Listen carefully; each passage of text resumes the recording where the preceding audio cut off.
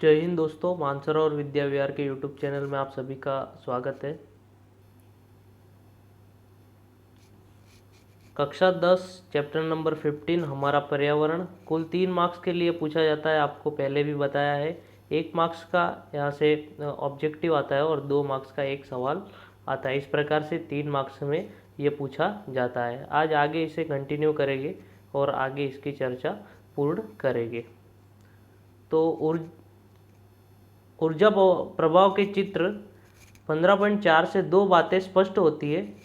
पहली, ऊर्जा का प्रभाव एक दिशक अथवा एक ही दिशा में होता है। स्वपोषी जीवों द्वारा ग्रहण की गई ऊर्जा पुनः सौर ऊर्जा में परिवर्तित नहीं होती है तथा शाकाहारियों को स्थानांतरित की गई ऊर्जा पुनः स्वपोषी जीवों को उपलब्ध नहीं होती है। अब एक बात समझने योग्य कि जो पौधे होते हैं वो सूर्य की किरणों द्वारा क्या बनाते हैं? सूर्य की किरणों द्वारा भोजन बनाते हैं। वो भोजन बनने के बाद उसे शाकाहारी प्राणी खाते हैं। कौन खाते हैं? शाकाहारी प्राणी। अब एक बात यह है कि जो सूर्य की किरणों द्वारा भोजन बनाया गया है उसका वापस से सूर्य की किरणों में रूपांतरण होना असंभव है, यानी वो भोजन वापस से सूर्य की किरण नहीं बन पाएगा। और जिस पौधों को शाकाहारी जीवों ने खा लिया है वो शाकाहारी जीव उस पौधे के कोई भी काम नहीं आने वाला है। तो इस प्रकार से कहा गया है कि सूर्य की किरणें पुनः परिवर्तित नहीं होती और शाकाहारियों को स्थानांतरित की गई ऊर्जा पुनः स्वपोषी जीवों को उपलब्ध नहीं होती है। जैसे ये विभिन्न पोषी स्तरों पर क्रमिक स्थानांतरित होते हैं, अपने से पहले स्तर के लिए उपलब्ध नहीं होते हैं। यानी कहने का मतलब ये है कि अलग अलग स्तरों पे, यहाँ इस चार्ट द्वारा समझे तो ये प्रथम स्तर दूसरे स्तर के लिए खाना बनाते हैं, परंतु ये दूसरा स्तर किसी भी प्रकार से प्रथम स्तर को काम नहीं आता है। उसी प्रकार दूसरा स्तर तीसरे स्तर का खाना बन जाता है और तीसरा स्तर किसी भी प्रकार से प्रथम स्तर को काम नहीं आता है। इसी प्रकार ये स्तर एक दूसरे के काम नहीं आ पाते हैं। आहार श्रृंखला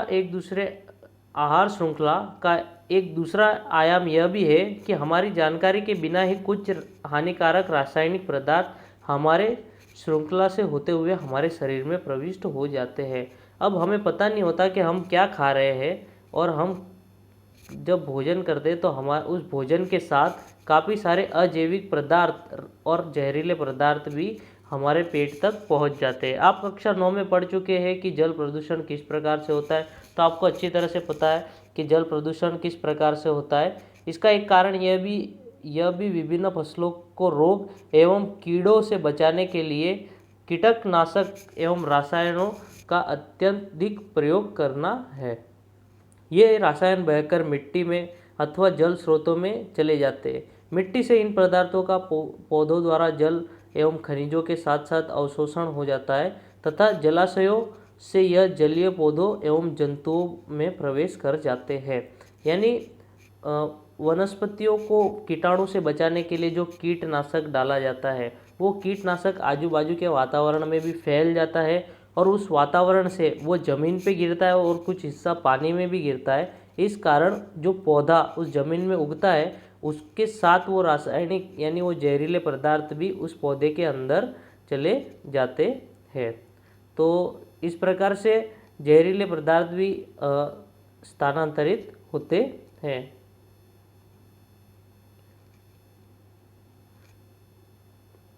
आगे पढ़ेंगे तो मिट्टी से इन पदार्थों का पौधों द्वारा जल एवं खनिज के साथ साथ अवशोषण हो जाता है तथा जलीय पौधों एवं जंतुओं में प्रवेश कर जाते हैं। ये केवल एक तरीका है जिससे वे आहार श्रृंखला में प्रवेश करते हैं, क्योंकि ये पदार्थ अजैव निम्नकृत है।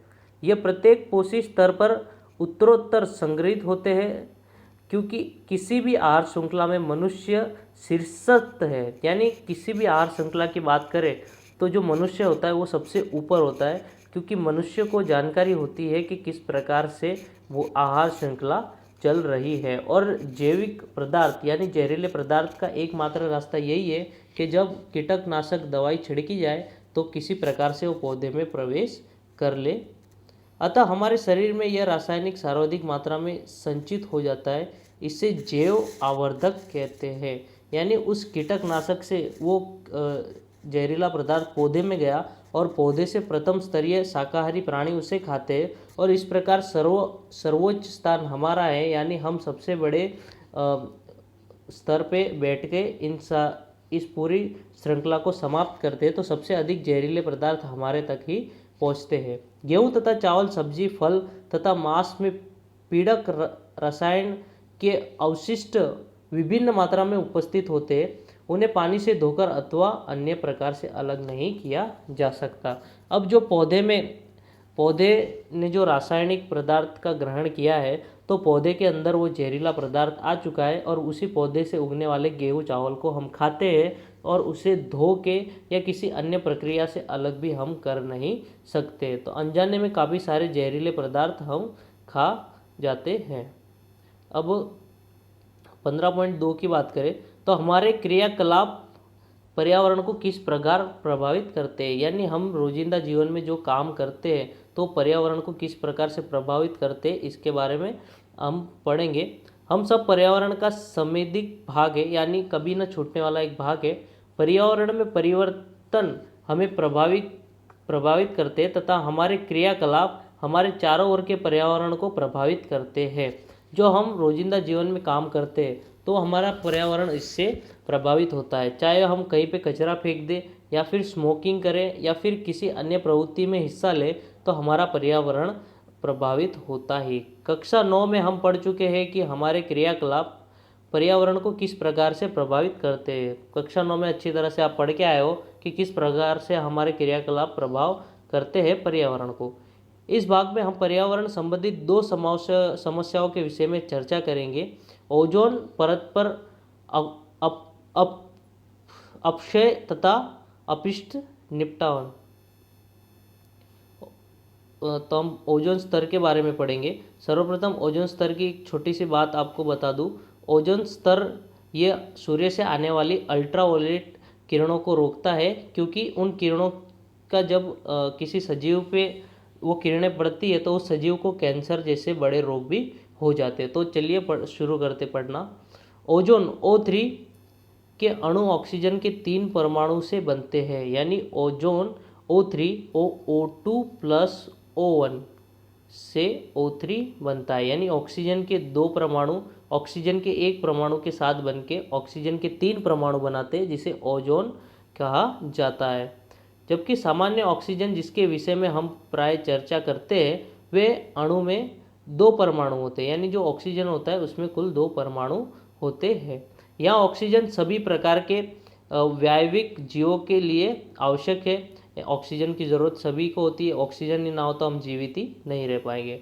वही ओजोन एक घात विषय, परंतु वायुमंडल के ऊपरी स्तर में ओजोन एक आवश्यक प्रकार्य संपादित करती है। यानी ओजोन वायुमंडल का सबसे ऊपर का हिस्सा होता है। अब एक उदाहरण द्वारा इसे समझे तो ये हमारी पृथ्वी है, इसके आस पड़ोस वातावरण है और वातावरण का जो सबसे आखिरी का लेयर है, जो सबसे आखिरी का पट्टा या जो सबसे आखिरी का स्तर है, वो ओजोन स्तर है। और ओजोन स्तर का कार्य मैंने आपको क्या बताया। ओजोन स्तर का कार्य है कि सूर्य की अल्ट्रावायलेट किरणें जब हमारे वातावरण में प्रवेश करती है तो उसको एक सामान्य किरण में परिवर्तित करना। यह सूर्य से आने वाली पराबैंगनी विकिरण, यानी अल्ट्रावायलेट को क्या कहा जाता है, पराबैंगनी, से पृथ्वी को सुरक्षा प्रदान करती है। यह पराबैंगनी किरणें जीवों के लिए अत्यंत हानिकारक होती है। उदाहरण, यह गैस मानव में त्वचा का कैंसर उत्पन्न करती है।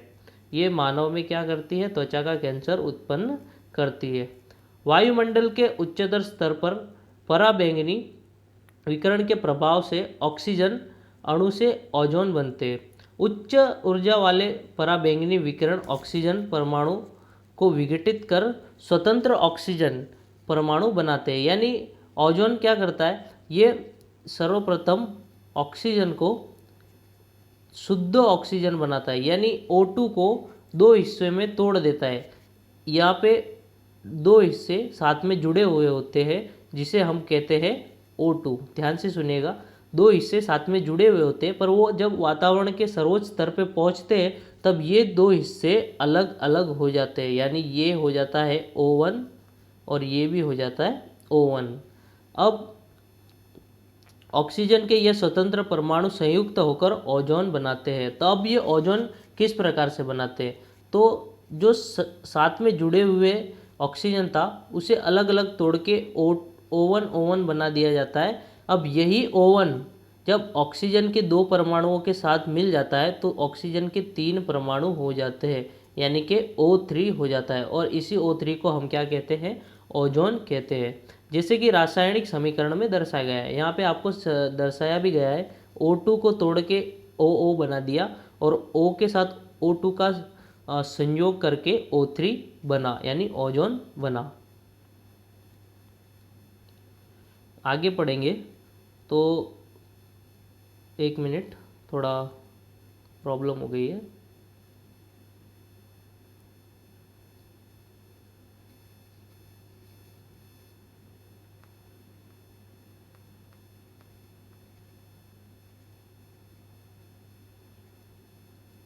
ये रहा हमारा समीकरण। तो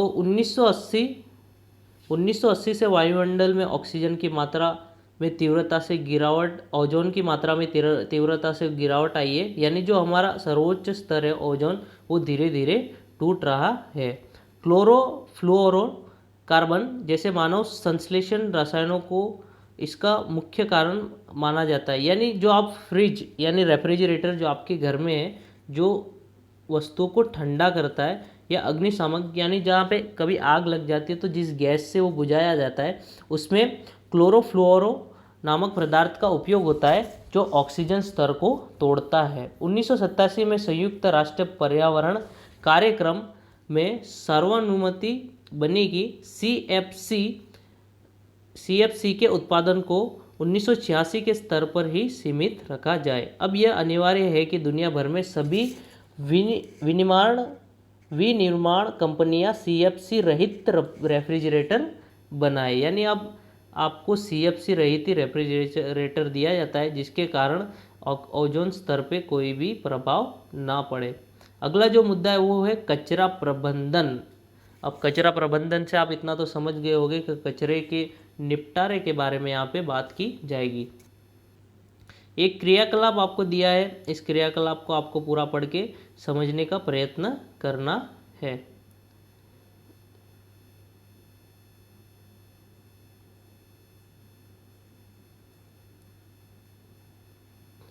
इस क्रियाकलाप के बाद आगे पढ़े तो हमने जैव प्रक्रम आने वाले अध्याय में पढ़ा है कि हमारे द्वारा खाए गए भोजन का पाचन विभिन्न एंजाइम द्वारा किया जाता है। क्या कभी सोचा है कि एक ही एंजाइम भोजन के सभी पदार्थ का पाचन क्यों नहीं करता? क्योंकि वो क्रिया में विशिष्ट होता है, वो अपनी क्रिया में विशिष्ट होता है।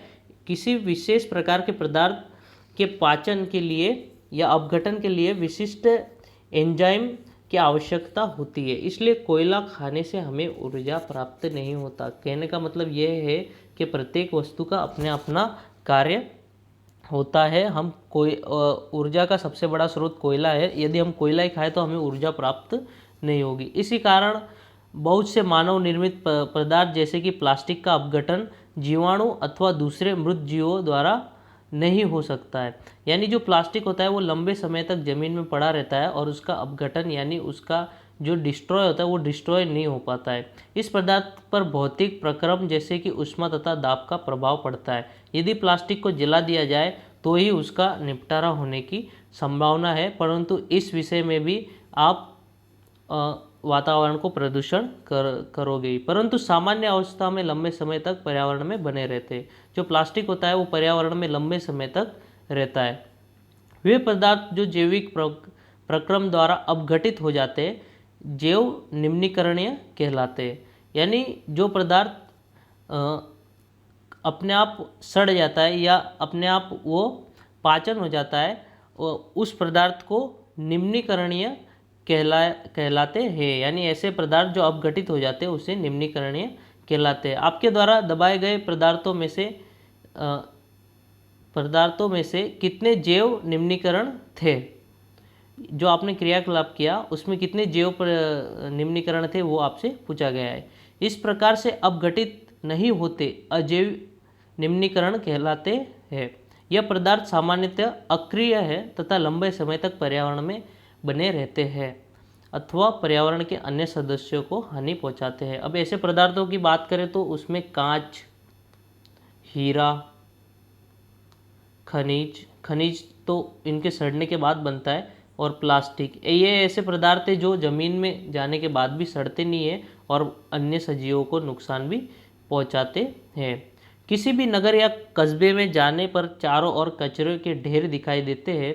किसी पर्यटन स्थल पर जाए, हमें विश्वास है कि वहाँ पर बड़ी मात्रा में खाद्य पदार्थ की खाली थैलियाँ इधर उधर दिखाई जाती है। पिछले कक्षाओं में हमने स्वयं द्वारा उत्पन्न कचरे के निपटान के उपयोग पर चर्चा की थी। आइए इस समस्या पर अधिक गंभीरता से ध्यान दें। यानी हम कहीं घूमने जाते हैं या कहीं देखते हैं तो आजू बाजू सड़क पे हर जगह आपको कचरा ही कचरा देखने को मिलता है, और ये हमारी जिम्मेदारी बनती है कि इस कचरे का निपटारा हम सही ढंग से करें। एक और क्रियाकलाप आपको दिया है जो आपको स्वयं करना है। इसके बाद हमारी जीवन शैली में सुधार के साथ उत्पादित कचरे की मात्रा भी बहुत अधिक बढ़ गई है।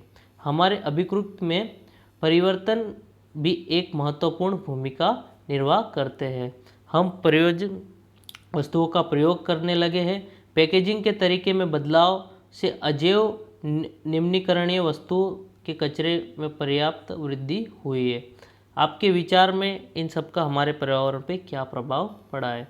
यानी जो प्लास्टिक और इन सब का उपयोग अधिक हुआ है पैकेजिंग में, या आप वेफर्स चिप्स वगैरह खाते तो उन सब के पैकेट्स में इनका इस्तेमाल अधिक हो रहा है। यानी डेली जीवन में आप ऐसी चीज़ें ज़रूर इस्तेमाल करते जो अपघटित ना हो, और ये हमारे पर्यावरण के लिए काफ़ी हानिकारक होता है। तो यहाँ पे आपका चैप्टर ये ख़त्म होता है। आगे इसके जो स्वाध्याय की बात है तो इसकी स्वाध्याय की पीडीएफ आपके व्हाट्सएप ग्रुप में मैं प्रोवाइड करा दूंगा। वहाँ से आप नोट डाउन करके इसका स्वाध्याय एक बार अच्छी तरह से पढ़ लीजिए तो आपके 3 मार्क्स पक्के हो जाएंगे। और एक बात, इसके अलावा अपना एक और चैनल है स्टडी विथ राउडी। तो आपको यूट्यूब पे स्टडी विथ राउडी सर्च करना है, उसको सब्सक्राइब करना है, सारे वीडियोस को देखना है और शेयर करना है। तो प्लीज़ स्टडी विथ राउडी को शेयर करना ना भूलें। तो आज के लिए इतना ही, आगे अगले लेक्चर में पढ़ेंगे।